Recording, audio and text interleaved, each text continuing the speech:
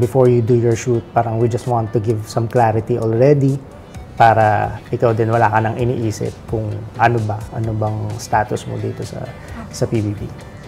So, so handa ka na ba malaman yung final decision? Ready na? It's okay.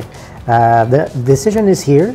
So, when you're ready, please open the letter and pakibasa mo siya ng malakas. Buo po. Buo. Oh my God. Pinapawisan po lalo yung kamay ko.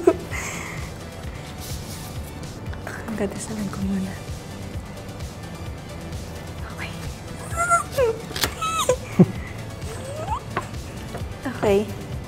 Eliza, nais ko magpasalamat sa iyong pag-audition para maging housemate ko at maging bahagi ng Pinoy Big Brother Celebrity Edition Collab 2.0, kung saan muling magsasani persa ang mga kapuso at kapamilya stars.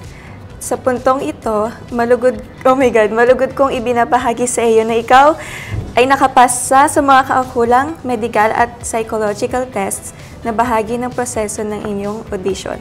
Dahil dito, nais kong ipaalam sa iyo. Oh my God! Hindi na akong mabasa. Yung makeup ko po. Nais kong ipaalam sa iyo na ikaw ay isa ng official housemate sa aking bahay. Dahil dyan, kailangan mo nang maghanda para sa napipinto mong pagpasok ng aking bahay. Sabik na akong mas makilala ka at ang iyong kwento at masaya akong maghihintay sa ating pagtatagpo sa takdang panahon. Hanggang sa ating pag-uusap, Big Brother.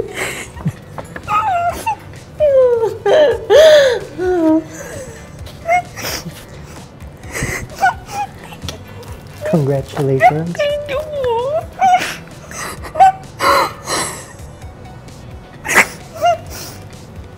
Sorry po. It's okay. It's okay. Thank you po.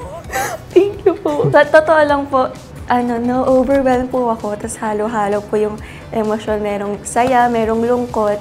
Pero siguro po, syempre mas nangingibabaw pa rin po yung saya kasi sobrang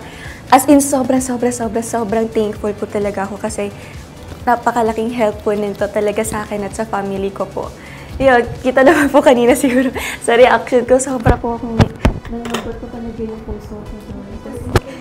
Okay, hindi ko lang din po talaga in-expect kasi ayun po, may mga nakakapagsabi rin po sa akin na kahit mapagdaanan na po lahat, pwedeng hindi pa rin po makakapasok, ganun. Kaya yun, happy po, sobra.